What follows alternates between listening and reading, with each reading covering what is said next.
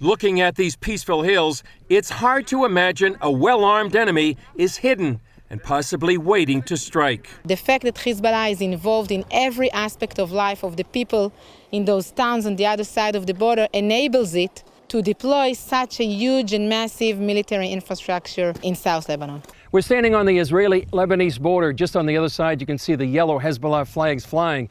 The IDF estimates that Hezbollah has hidden well over 100,000 rockets in these towns and villages in southern Lebanon.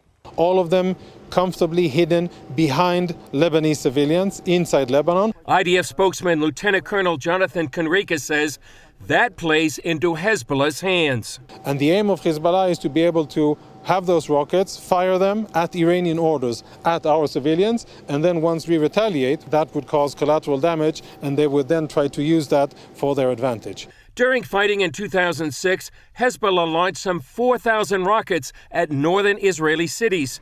Now, most of Israel is in range of its rockets. Hezbollah is still more armed than many European armies today. And it's financed by Iran. Iranian money has facilitated this, as well as many other hostile, aggressive endeavors that Hezbollah has, whether it is the vast rocket arsenal that Hezbollah has, whether it is trying to convert rockets into accurate missiles, or the tunnel project. CBN News recently got a rare look inside the sixth and largest tunnel Israel has uncovered along its border with Lebanon.